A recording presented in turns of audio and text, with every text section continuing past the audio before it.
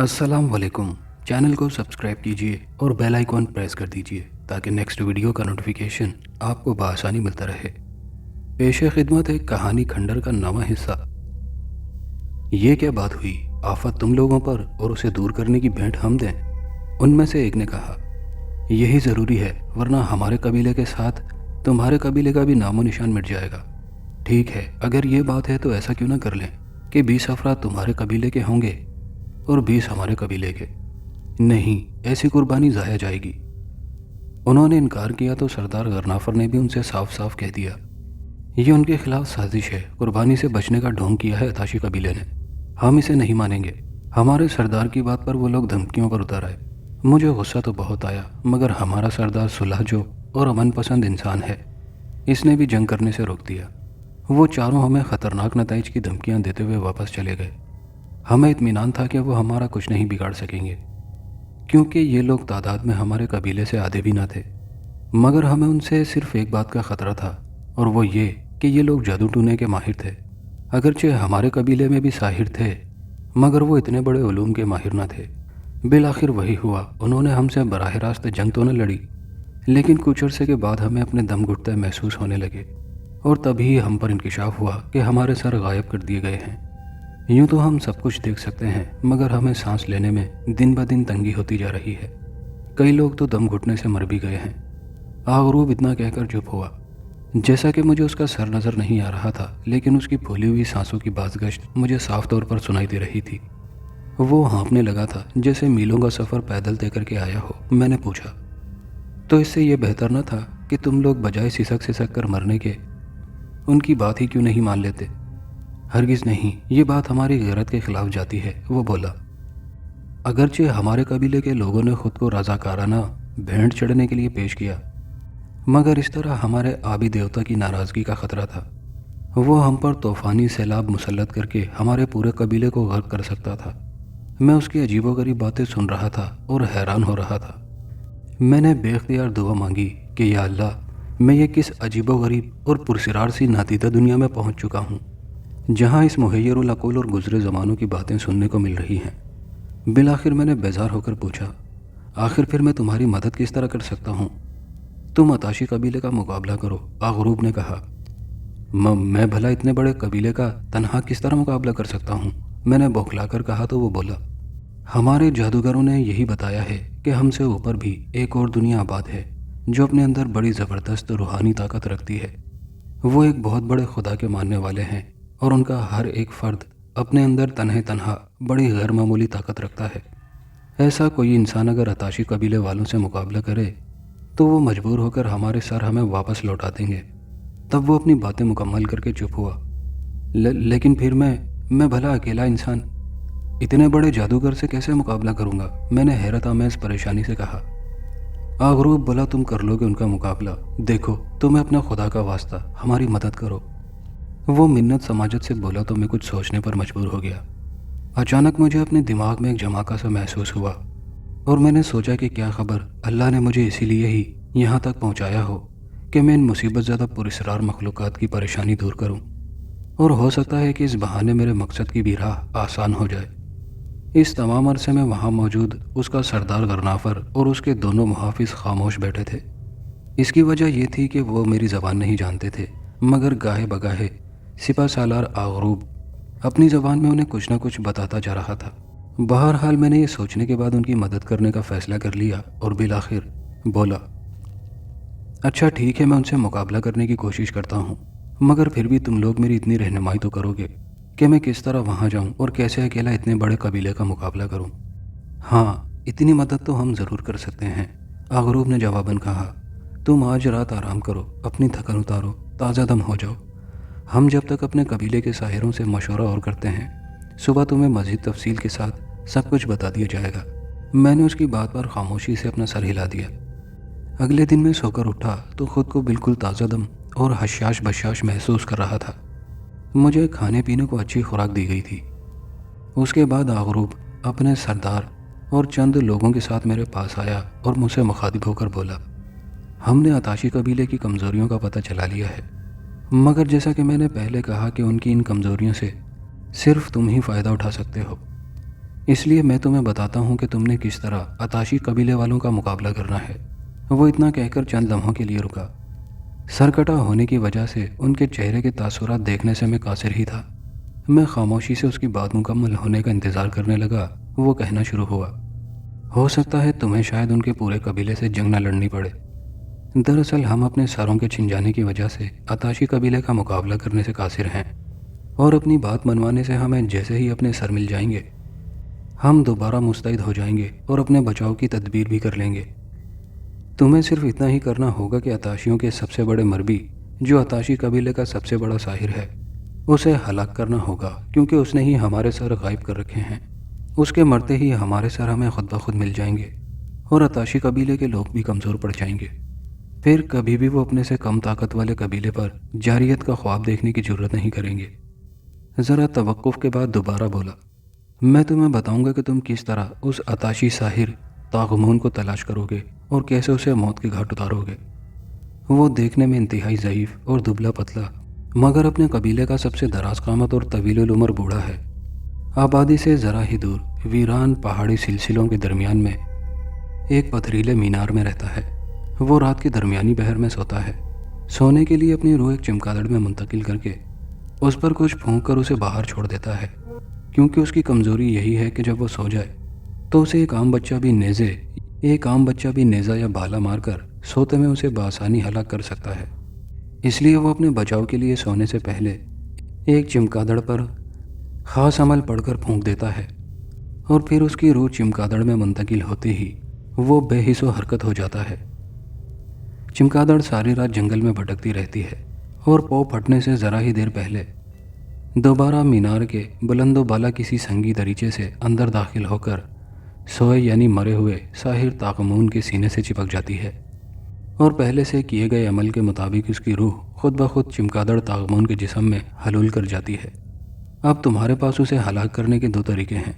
پہلا تو یہ کہ طاغمون کو کسی طرح لمحے بھر کے لیے ہی صحیح اس طرح نیند آ جائے، اور جب وہ سو جائے تو نیزہ اس کے سینے میں دل کے مقام پر اتار دیا جائے، یا پھر اس چمگادڑ کو مار ڈالا جائے جس کے اندر اس نے اپنی روح حلول کر رکھی ہے۔ وہ اتنا بتا کر خاموش ہو گیا۔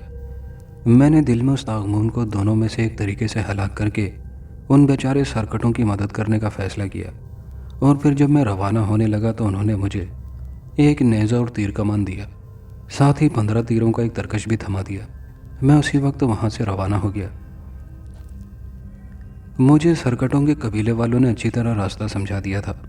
میں پیدل ہی چل پڑا تھا۔ میرے سامنے لکھودک میدان تھا۔ میں درمیانی رفتار سے چل رہا تھا۔ آغروب نے مجھے بتایا تھا کہ عطاشیوں کا قبیلہ زیادہ دور نہ تھا، یہ میدان جو زیادہ طویل نہ تھا۔ اس کے بعد یہی میدان رفتہ رفتہ بے آب و گیا صحرا میں تبدیل ہو جاتا تھا۔ پھر اس کے بعد نخلستان شروع ہو جاتا، جو بعد میں بتدریج گھنے جنگل میں تبدیل ہو جاتا۔ اس کے بعد پہاڑی سلسلہ آ جاتا، جس کے عقب میں پوری وادی عطاشی قبیلے کی کمین گاہ تھی۔ آغروب نے مجھے تاکید کی تھی کہ عطاشی قبیلے میں مجھے داخل ہونے کی ضرورت نہ تھی، بلکہ جیسے ہی مجھے پہاڑی نظر آ جاتی مجھے اسے سر کرنے کی بجائے بائیں جانب مڑ جانا تھا، اور پہاڑی کے متوازی تقریباً 150-200 قدم چلتے رہنے کے بعد مجھے پہاڑی میں ایک چوڑی دراڑ نظر آ جاتی۔ پھر مجھے اس میں داخل ہو جانا تھا، اور اس کے دوسری طرف مجھے اس عطاشی ساحر غاغون کا وہ سنگی مینار نظر آ جاتا۔ آگے پھر اسے ہلاک کرنے کی حکمت عملی مجھے خود تیار کرنا تھی۔ چنانچہ میں آگے بڑھتا رہا۔ درمیانی رفتار سے چلنے کی وجہ سے مجھے تھکن کا احساس بھی کچھ زیادہ نہیں ہو رہا تھا۔ آغروب نے بھی مجھ سے یہی کہا تھا کہ اگر اسی طرح درمیانی رفتار سے بھی چلتا رہوں تو اندھیرا پھیلنے سے پہلے ہی منزل تک پہنچ جاؤں گا۔ چنانچہ میں چلتا رہا، حتیٰ کہ اس چٹیل میدان کی بھربھری مٹی ریت میں تبدیل ہونے لگی، اور پھر صحرا کی حدود شروع ہو گئی۔ میں ذرا سستانے کے لیے بیٹھ گیا۔ میرے چاروں طرف ریت ہی ریت نظر آ رہی تھی۔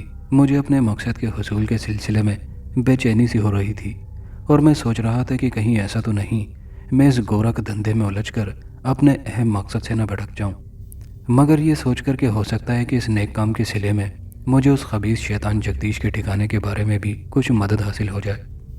گھر کا بھی خیال آ رہا تھا۔ یوں تو میں تایا اور تائی سے ناراض ہو کر مسجد میں رہنے لگا تھا، مگر یہ بھی حقیقت تھی کہ تایا مجھے لینے بھی آیا تھا۔ مگر جب میں نے رانی کے سلسلے میں واشگاف انداز میں ان کی یہ خوش فہمی دور کی کہ میں اس سے کسی صورت بھی شادی نہیں کر سکتا تو وہ رکھائی کے ساتھ منہ موڑ کر واپس لوٹ گئے۔ پتہ نہیں اب وہ میری یوں اچانک گمشدگی پر پریشان بھی ہو رہے ہوں گے یا نہیں۔ کہیں مجھے واقعی انہوں نے رانی والے واقعے کے بعد بھلا تو نہیں دیا ہوگا۔ میں ان کے لیے دعا ہی مانگ سکتا تھا۔ پھر مجھے چودھری نیاز وغیرہ کا بھی خیال آیا، جسے ابھی تک مجھ پر شک تھا کہ میں نے ہی اس کے باپ چودھری عالم خان کا قتل کیا ہے۔ اگرچہ میں باعزت بری ہو گیا تھا اور رانی کو بھی شک کے فائدے پر شہر کی عدالت نے بری کر دیا تھا، مگر پھر بھی چودھری نیاز وغیرہ اسی ضد پر تلے بیٹھے تھے کہ میں ان کی یہ جھوٹی بات تسلیم کر لوں کہ میں نے ہی چودھری حشمت علی خان کے کہنے پر کہ ان کے باپ چودھری نیاز عالم کا قتل کیا تھا۔ قانون نے تو مجھے باعزت بری کر دیا تھا، لیکن چودھری نیاز نے تب بھی میرا پیچھا نہیں چھوڑا تھا اور بعد میں مجھے غیر قانونی طور پر یرغمال بنا کر اپنی بات منوانے کے لیے تشدد بھی کیا تھا۔ یہ تو شکر تھا کہ میں اس کے قبضے سے بھاگ نکلا تھا۔ میں نے سر جھٹک کر ان خیالات سے نجات حاصل کی اور پھر آگے بڑھ گیا۔ یہ صحرا بھی بالآخر اختتام پذیر ہوا اور پھر سامنے گھنا جنگل نظر آنے لگا۔ فضا میں دن کا اجالا غروب ہونے لگا تھا اور اس کی جگہ رفتہ رفتہ اندھیاروں کے بھوت اتر رہے تھے۔ میں نے اپنے چلنے کی رفتار تیز کر دی۔ یہ گنجان جنگل عجیب و غریب درختوں، پھلوں، پودوں اور جنگلی بیلوں سے اٹا پڑا تھا۔ مجھے خود ان کے درمیان سے راستہ بنا کر آگے بڑھنا پڑ رہا تھا۔ میں رات ہونے سے پہلے پہلے یہ جنگل عبور کر کے اس پہاڑی تک پہنچ جانا چاہتا تھا جس کی دوسری طرف اتاشی قبیلہ آباد تھا، مگر آغروب کی ہدایت کے مطابق مجھے 100 قدم پہاڑی کے متوازی آگے بڑھنا تھا۔ جنگل گھنا اور گنجان ہونے کی وجہ سے اندھیرے کی زد میں تھا۔ میں اپنے طے شدہ راستے پر آگے چلا جا رہا تھا۔ نیزہ میرے ہاتھ میں تھا، کمان میرے بائیں کاندھے پر اٹکی ہوئی تھی، جبکہ تیروں سے بھرا ترکش میری پشت سے بندھا ہوا تھا۔ جنگل میں عجیب سی خاموشی اور سناٹا طاری تھا۔ میرے دل کو جانے کیوں انجانے خوف نے جکڑ لیا تھا۔ مجھ پر جنگل کے ویران اور خوفناک ماحول کی آسیبی سراسیمگی طاری ہونے لگی تھی۔ میں خود اپنی یکدم اور خود بخود بدلتی کیفیت پر حیران تھا، حالانکہ میں اس سے بھی زیادہ آسیبی اور خوفناک ویرانوں اور تاریک جنگلوں سے گزرا تھا، مگر نہ جانے کیوں اس جنگل سے گزرتے ہوئے خود بخود میرے اندر ہیبت ناکی اترنے لگی تھی، جسے باوجود کوشش کے میں ذہن سے جھڑک نہ سکا۔ پھر میں چلتے چلتے رک گیا اور اپنی کیفیت پر ذرا غور کرنے لگا۔ آخر ایسا اچانک کیوں ہو رہا تھا؟ اس پراسرار جنگل کے ماحول میں داخل ہوتے ہی کیوں میرا دل و دماغ ایک انجانے خوف میں جکڑنے لگا تھا؟ جب خوف رفتہ رفتہ میرے دل پر حاوی ہونے لگا تو میں پریشان ہو گیا، اور پھر تب مجھے اچانک پیر کمالی شاہ کے تعویذ کا خیال آیا، جسے میں نے دائیں بازو میں باندھ رکھا تھا۔ میں نے آستین اٹھا کر اسے چوما اور چند آیت کریمہ کا ورد کیا، تو پھر جا کے کہیں میرے دل کا خوف کچھ کم ہوا، مگر باوجود اس کے مجھے ہلکی سی گھبراہٹ ہو رہی تھی۔ تاہم دوسرے ہی لمحے میں نے اللہ کا نام لے کر آگے قدم بڑھا دیے۔ دفعتاً ایک کری اور غیر انسانی چیخ ابھری اور گویا جنگل کے سرے سے لے کر دوسرے سرے تک گونجتی چلی گئی۔ میرا پورا وجود اس اچانک ابھرنے والی غیر انسانی ہیبت ناک چیخ پر لرز اٹھا تھا۔ میں رک چکا تھا۔ چیخ کی سمت میں نے نظریں گاڑی ہوئی تھی، مگر وہاں تاریک جھنڈوں کے سوا کچھ نہ تھا۔ تب پھر مجھے مذکورہ جھاڑیوں میں ہلکی سرسراہٹ سی محسوس ہوئی۔ اچانک میری چھٹی حس نے خطرے کی گھنٹی بجائی۔ میں نے جلدی سے کسی ممکنہ خطرے کے پیش نظر نیزہ تان لیا اور نظریں بدستور جھاڑیوں پر مرکوز رہنے دیں۔ اگلے ہی لمحے سرسراہٹیں بڑھ گئیں۔ پھر اچانک ہی میں نے ایک جھرجھرے سے عجیب الخلقت جانور کو چنگھاڑ مارتے ہوئے نکلتے دیکھا۔ وہ ریچھ نما جانور تھا، بہت قوی ہیکل اور بھاری بھرکم۔ اس کے جسم پر بال ہی بال تھے، اس کی آنکھیں سرخ انگارہ تھی۔ وہ اپنے چاروں ہاتھوں پیروں سے کسی بدمست شکم سے ریچھ کی ہی طرح جھومتا جھامتا میری طرف دوڑا چلا رہا تھا۔ اس کے بڑے بڑے خونخوار شکاری دانت اس کی لمبوتری اور بدحیت بانچھوں سے باہر جھانکتے ہوئے بڑے خوفناک نظر آ رہے تھے۔ میں فوراً نیزہ سنبھالے چوکس کھڑا ہو گیا۔ وہ جیسے ہی ڈولتا ڈولتا میرے قریب آیا، میں نے نیزہ اس کے بالوں بھرے سیاہ پہلو میں گھونپ دیا۔ اس کے حلق سے خارج ہونے والی چنگھاڑ بڑی بھیانک تھی۔ اس نے اپنے دائیں ہاتھ کے نوکیلے خمدار ناخنوں کا پنجہ چلایا، جو میرے دائیں شانے کو گھائل کر گیا۔ میں دور جا گرا، نیزہ میرے ہاتھوں سے چھوٹ گیا۔ اس کے پہلو سے خون بہنے لگا تھا۔ شکر تھا کہ مجھے اس کے خونی پنجے نے کچھ زیادہ گھائل نہ کیا تھا، مگر پھر بھی مجھے اپنے زخم میں جلن آمیز ٹیسیں اٹھتی محسوس ہو رہی تھی۔ میں متوحش نظروں سے اس بدحیت مگر خوفناک عفریت کی طرف دیکھا تو وہ ایک بار پھر وحشیانہ انداز میں چیختا چنگھاڑتا ہوا میری طرف دوڑا چلا آنے لگا۔ نیزہ میرے ہاتھوں سے نکل چکا تھا، مگر میں نے پھرتی سے لیٹے لیٹے ہی کمان سنبھال کر پشت کی طرف تیزی سے ہاتھ لے جا کر ترکش سے ایک تیر نکالا اور اسے کمان پر چڑھاتے ہی اس کے بدحیت شکاری دانتوں والے تھوتنے کا نشانہ لے کر تیر چھوڑ دیا۔ تیر سنسناتا ہوا نکلا اور بجائے اس کے تھوتنے میں پیوست ہونے کے اس کی گردن میں پیوست ہو گیا۔ اس نے پھر دل دہلا دینے والی چنگاڑ ماری۔ میں نے پھرتی سے دوسرا تیر چڑھا دیا۔ اس بار میرا نشانہ خطا نہیں گیا اور وہ سیدھا اس کے بدحیت تھوتنے پر پیوست ہو گیا۔ اس بار پہلے سے بھی زیادہ دہلا دینے والی اس کی چنگاڑ نے مجھے بھی سرتاپا لرزا کر رکھ دیا تھا۔ میں نے تیسری بار تیر ترکش سے نکال کر کمان پر چڑھایا تو وہ وحشی درندہ لڑکھڑاتا ہوا گرا اور زمیں بوس ہو گیا۔ اس کا بدحیت تھوتنا خون آلود ہو گیا تھا۔ اس کا وجود اب دھیرے دھیرے ہانپتا محسوس ہو رہا تھا۔ میں نے جلدی سے آگے قدم بڑھا دیے۔ میں اس تاریک جنگل سے اب جلد از جلد نکل جانا چاہتا تھا۔ جانے اور کتنی خونی اور وحشی درندوں سے بھرا پڑا تھا یہ جنگل، اس لیے اب میں ذرا تیز تیز چل رہا تھا۔ میں نے اپنا نیزہ سنبھال لیا تھا۔ کافی آگے آنے کے بعد اچانک مجھے جنگل کے خوفناک سناٹے میں کسی کے رونے کی آواز ابھری۔ میں اس آواز کو سن کر ٹھٹک گیا اور چلتے چلتے قدم رک گئے۔ میرے قدم جیسے زمین نے پکڑ لیے۔ میں سر تا پاس سماعت بن گیا تھا۔ وہ رونے کی آواز کسی عورت کی تھی۔ میں نے ذرا ہمت سے کام لیا اور آواز کی سمت قدم اٹھا دیے۔ رونے کی آواز سامنے کی طرف سے آ رہی تھی۔ میں ذرا آگے پہنچا تو مجھے سامنے ایک دہکتا الاؤ سا نظر آیا۔ وہ ایک گڑھا تھا جس کے اندر سے شعلے اٹھ رہے تھے۔ اس جلتے دہکتے گڑھے سے چند قدموں کے فاصلے پر مجھے ایک جوان عورت نظر آئی۔ اس نے سموروں کا جنگلی لباس پہن رکھا تھا جو اس کے پرشباب بدن پر ناکافی نظر آ رہا تھا۔ جوان عورت کا رنگ تانبے کی طرح تھا، آگ کے شعلوں کی حدت سے دہک رہا تھا۔ اس عورت کے قریب ہی ایک دوسرا انسانی وجود بھی بے سود پڑا تھا۔ اس نے صرف پیٹ سے نیچے تک ستر پوشی کر رکھی تھی جو کسی جنگلی جانور کی کھال کی تھی۔ جانے یہ کیا پراسرار چکر تھا، میں وہیں جھاڑیوں کی تاریک آڑ میں دم سادھے پڑا یہ منظر دیکھ رہا تھا۔ وہ جوان عورت ماتمی انداز میں نوحہ کنا تھی اور بار بار اپنے قریب دھرے بے سود وجود کو بھی سوگوار نظروں سے تکے جا رہی تھی۔ وہ کسی مرد کا نیم برہنہ جسم تھا، شاید اس عورت کا خاوند ہی تھا، مگر میں نے بغور دیکھا اس کا مرد زندہ تھا اور منہ کھولے ہوئے ہولے ہولے ہانپنے کے انداز میں سانس لے رہا تھا۔ پھر اچانک گڑھے کے بھڑکتے شعلے مزید بلند ہو گئے اور ان کی حدت بڑھنے لگی۔ دوسرے ہی لمحے میں نے ان بھڑکتے شعلوں سے عجیب الخلقت مخلوق کو نکلتے دیکھا۔ وہ کل 6 تھے۔ ان کی کمر پر کب نکلے ہوئے تھے، چہرے سوکھے اور لمبوترے تھے، ناک لمبی اور گدگی چونچ کی طرح مڑی ہوئی تھی۔ وہ سب برہنہ تھے۔ ان کے جسموں پر برائے نام گوشت تھا، بلکہ ان کے برائے نام گوشت پوست سے ہڈیاں یوں صاف واضح تھی جیسے یہ ڈھانچے ہوں۔ وہ سب گڑھے سے باہر نکل کر اس کے گرد وحشیانہ رقص کرنے لگے۔ وہ جوان عورت ان کو دیکھ کر بری طرح دہشت زدہ نظر آ رہی تھی۔ مجھے شعلوں کے گرد ناچتی ہوئی یہ مخلوق جہنمی بلائیں نظر آ رہی تھی۔ وہ عورت انہیں دیکھتے ہی کئی قدم پیچھے سرک گئی تھی۔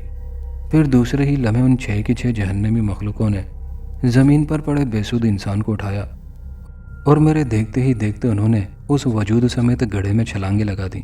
جنگل میں ایک ہولناک چیخ ابھری۔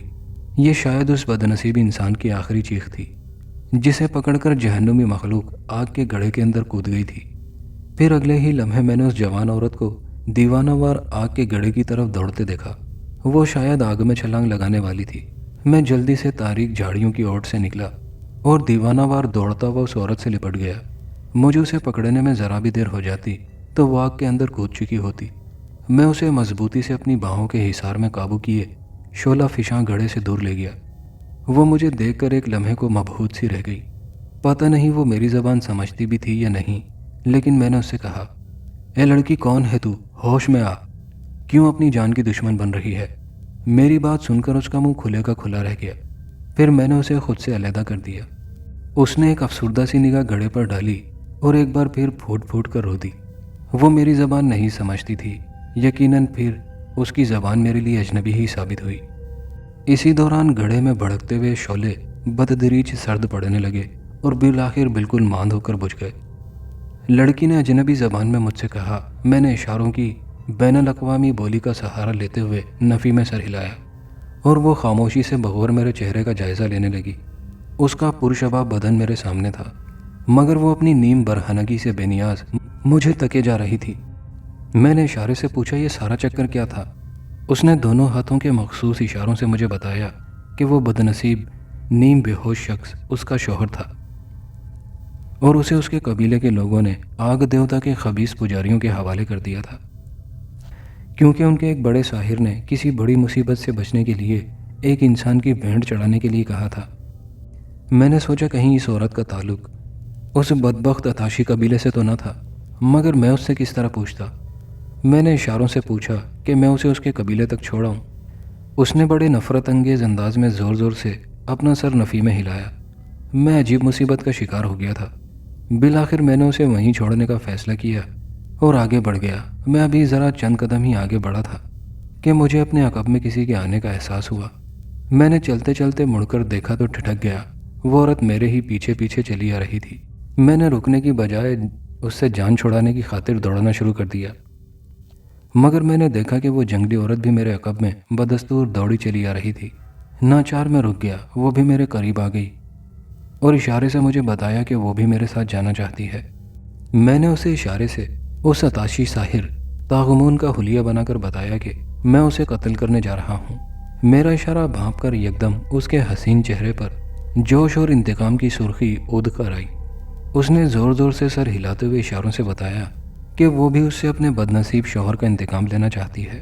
میں نے اشاروں کی زبان میں اسے ساحر طاغمون کے شیطانی مینار کے بارے میں پوچھا تو اس نے مجھے اپنے پیچھے آنے کا اشارہ کر کے تیز تیز قدموں سے ایک طرف کو چل پڑی اور میں اس کے عقب میں چلنے لگا۔ خاصی دیر بعد جنگل کا اختتام ہوا تو سامنے ایک اونچی پہاڑیوں کا سلسلہ شروع ہوا۔ وہ پہاڑی کی متوازی سمت چلنے لگی، پھر ایک اندھیری دراڑ میں داخل ہو گئی۔ اس سنگلاخ اندھیری دراڑ میں داخل ہوتے ہی اس نے میرا ہاتھ پکڑ لیا۔ اس کا ہاتھ انتہائی نرم و ملائم تھا۔ میں اس کے گداز ہاتھ کی گرمی محسوس کرتا ہوا اندھیری سنگلاخ دراڑ میں چلنے لگا۔ بل کھاتی ہوئی یہ دراڑ بہت تنگ و تاریک تھی۔ کئی بار مجھے چٹانی پتھروں سے ٹھوکریں بھی لگی تھیں اور میں گرتے گرتے بچا تھا، مگر اس جانگلو عورت نے مجھے سنبھال لیا تھا۔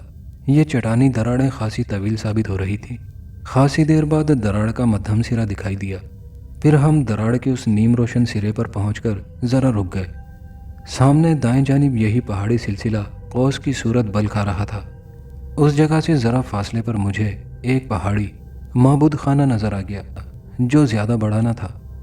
وہ مینار کی شکل کا تھا اور اسے بڑی مہارت سے پہاڑی کے سنگلاخ بطن کو چیر کر بنایا گیا تھا، گویا اب یہ مینار نما معبود پہاڑی سے منسلک نظر آ رہا تھا۔ اس جنگلی نیموریاں عورت نے مجھ سے نیزہ چھیننے کی کوشش کی۔ میں نے اسے گھور کر ہاتھ سے جھٹک دیا۔ وہ شاید اپنے شوہر کے قاتل کا ٹھکانہ دیکھ کر جوش انتقام سے مغلوب ہونے لگی تھی۔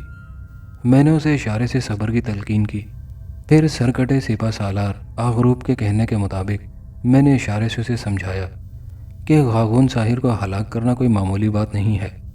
جب تک وہ رات میں اپنی روح ایک چمگادڑ میں حلول نہیں کر لیتا تب تک ہم اس کا کچھ نہیں بگاڑ سکتے۔ وہ خاموش ہو گئی، مگر حقیقت یہ تھی کہ مجھے اب اس عورت سے یہ دھڑکا لگ گیا تھا کہ کہیں یہ کمبخت اپنے جوش انتقام میں میرا کھیل ہی نہ بگاڑ دے۔ چنانچہ میں نے اسے وہیں چھپے رہنے کی تلقین کی۔ وہ میرا اشارہ سمجھ کر نیم رضامندی والے انداز میں خاموش تو ہو گئی، لیکن اس کے چہرے سے تردد صاف آیا تھا۔ بہرحال میں اسے وہیں چھوڑ کر پہاڑ کی پتھریلی دیوار کے ساتھ ساتھ چپکا ہوا مینار کی طرف بڑھنے لگا۔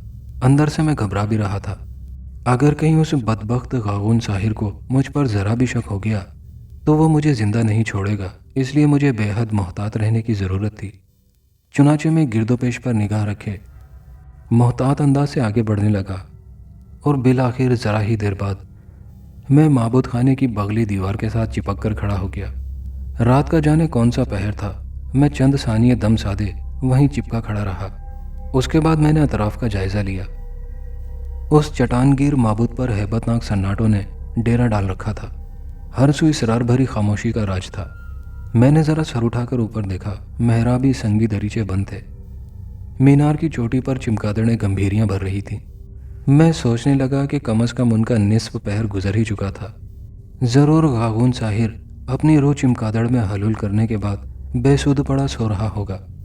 آغروب کی ہدایت کے مطابق مجھے سوئے ہوئے غاغون پر وار کرنے کی بجائے سحر نمودار ہونے سے پہلے مجھے اس چمگادڑ کا انتظار کرنا چاہیے تھا جو غاغون ساحر کے عمل کرنے کے مطابق ٹھیک وقت پر وہاں پہنچ کر غاغون کے بے سود وجود کے سینے سے چمٹ جاتی ہے اور مجھے نیزہ گھونپ کر اسے ہلاک کر ڈالنا تھا۔ لہٰذا میں ہمت کر کے آگے بڑھا اور بالآخر مینار کے سنگی دروازے کے قریب پہنچ گیا۔ دروازہ بند تھا۔ میں نے دھڑکتے دل کے ساتھ اس کے چوبی پٹ کو اندر دھکیلا تو وہ کرا آمیز چرچراہٹ کے ساتھ اندر کی طرف کھلتا چلا گیا۔ اندر مدھم روشنی میں مجھے ایک چکردار سنگی زینہ مجھے اوپر جاتا نظر آیا۔ میں نے اندر قدم رکھ دیا، پھر آہستہ آہستہ زینہ طے کرنے لگا۔ اوپر پہنچا تو خود کو ایک بڑے سے ہال میں کھڑے پایا۔ سامنے نگاہ پڑی تو بری طرح ٹھٹک گیا۔ کیا دیکھتا ہوں کہ وسط میں ایک مستطیل سے پتھریلے چبوترے پر ایک لمبا تڑنگا سا کالا بھجنگ شخص پشت کے بل دونوں ہاتھ سینے پر رکھے محو خواب تھا۔ مگر نہیں، وہ تو محض ایک لاش تھی۔ غاغون ساحر ابدی نیند میں غرق تھا۔ وہ ایک عمل کے ذریعے اپنی روح چمگادڑ کے اندر حلول کر کے لاش کی طرح بے سود لیٹا پڑا تھا۔ میں نے خاموشی سے گول سی چار دیواری والے حال کا جائزہ لیا تو سوائے ایک دریچے کے سب بند تھے۔ میں فوراً سمجھ گیا کہ یہ دریچہ چمگادڑ کے آنے جانے کے لیے ہی کھل رکھا تھا۔ گویا اب مجھے ادھر ہی کسی خفیہ گوشے میں چھپ کر اس چمگادڑ کا انتظار کرنا چاہیے تھا۔ لہٰذا یہ سوچ کر میں ایک نسبتاً تاریک گوشے میں چھپ کر بیٹھ گیا۔